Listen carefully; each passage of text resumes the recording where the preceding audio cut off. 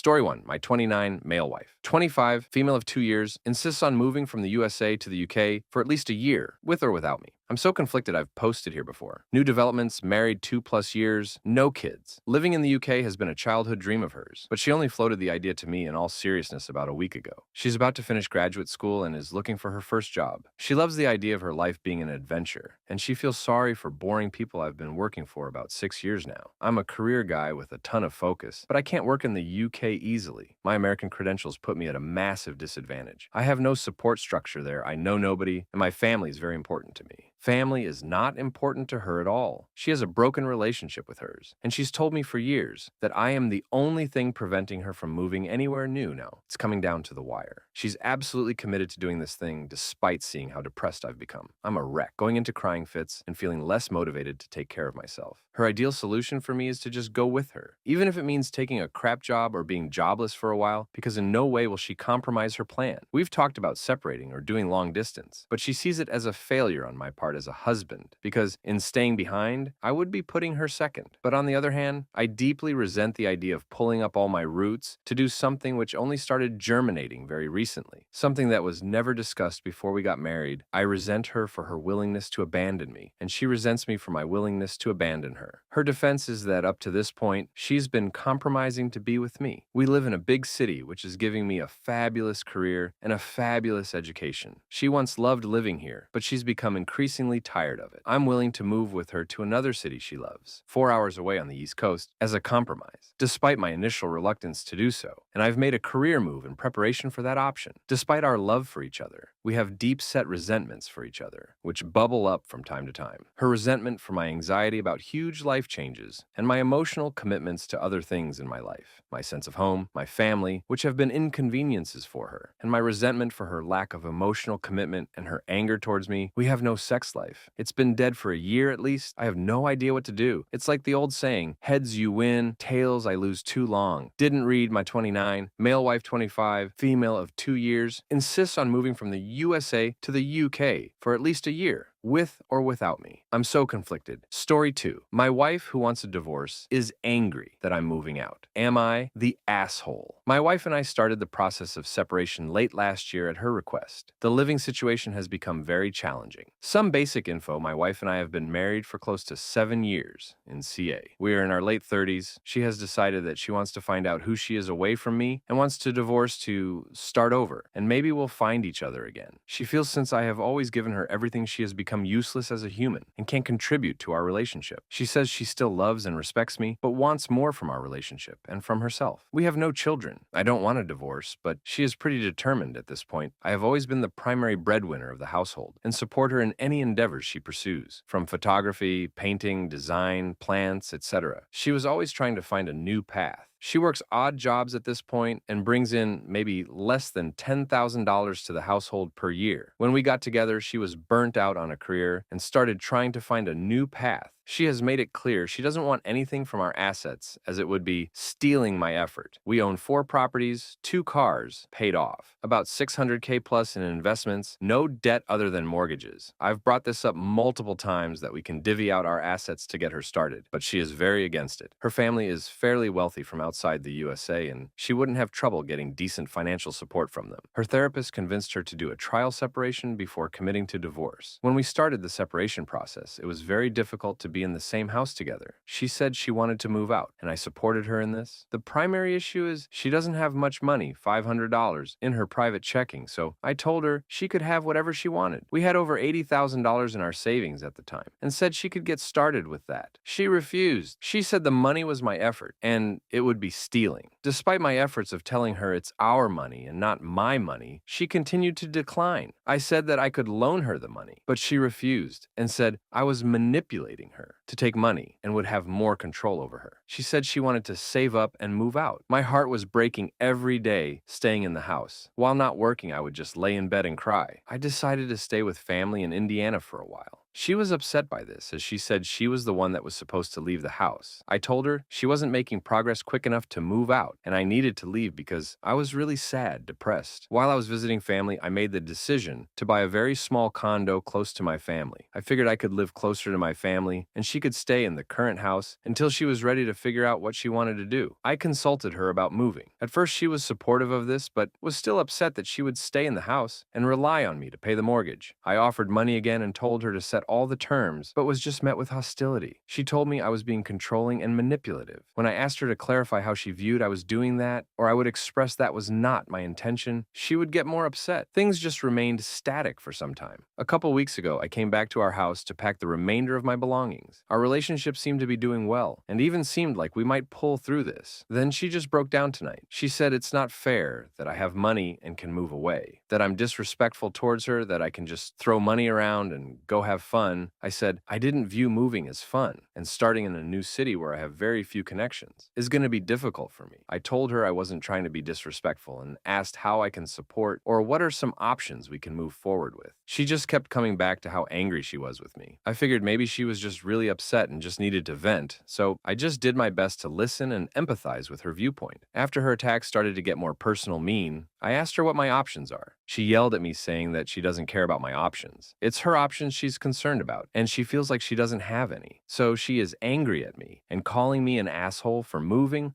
while she feels stuck. After that portion of conversation, she told me she just wants to cry in peace and wishes she could go get a hotel for the night. I offered that I could leave to stay somewhere else for the night or pay for her hotel. She started yelling at me that I'm an asshole, that I'm trying to steal her wish of staying at a hotel. She started saying some pretty mean things, and I didn't like how she was treating me, name-calling. So I told her I was going for a walk. She mockingly told me to go stay at a hotel and have fun. I walked to a diner to have a cup of coffee and read a book. She called me about an hour later asking where I was. I told her and she responded, "So are you spending the night there? I'm going to bed," and then hung up. That was around 8:45 p.m. I walked back to the house and she went to bed. When I got home, am I doing something wrong by moving? I don't know what I'm supposed to do. Am I the asshole? Edit. Thanks for all the support and feedback so far. Just a note on mental health and therapy. My wife was recently diagnosed to have bipolar 2. She is very skeptical of the diagnosis and refuses medication. I haven't done well in understanding this mental health issue. We started marriage therapy in November, but only lasted a few sessions. She said the therapist took my side too much, managed to convince her to do individual therapy. She told me recently that she might not go anymore. My wife had tried a variety of therapists in our years together, but usually stops after a month or two because she thinks they are dumb. Edit 2. There has been a ton of constructive input. I thank you for that. It's a lot to read, but I'm trying to read it all. I want to mention a few things about jobs, family, and divorce. Before we were married, she had a strong, successful career for over 10 years. She was extremely burnt out and decided to find a new career. She's been doing that since we have been together and generally won't settle for basic jobs. She is trying to find something to advance her career paths, but with little success. In my family, she doesn't have the most supportive family. They make her out to be the bad guy, which makes her angry. If she stayed with her family, I think it would do more harm than good. I've messaged her father asking him to be supportive of his daughter, but I know they are upset as well. On divorce, I've been dragging my feet on this. I keep telling myself it might get better. I can be a better husband, and she can be a better wife. I know it seems delusional at this point, but divorce is not something I wanted, and I struggle to get my mind there. It's hard to see my wife as a mean or vindictive person. I've always tried to see the amazing things in her and to be supportive. There are moments in these past months where she tells me she is crazy and she is hurting me. She has moments of reflection and grief on how she reacts to the situations. So I get hooked back in that this can still be resolved. Edit 3. She approached me this morning. She apologized for the way she treated me yesterday. She said she thinks it's better that I do move out and that she thinks she isn't good for me. I didn't say much and just agreed with her. When I started to agree with her, she started to backtrack and started to get mad again. Going back to last night's issues, she left crying and blaming me again. Story time. I feel like she isn't getting a completely fair shake in all this. I made this thread specifically about her anger towards me for moving out, but I'm not innocent in our relationship and have been far from the perfect husband. This will be a long read, so feel free to ignore. I'm going to cover how and why we got married, our perspectives on a marriage, and a brief timeline that lead us here.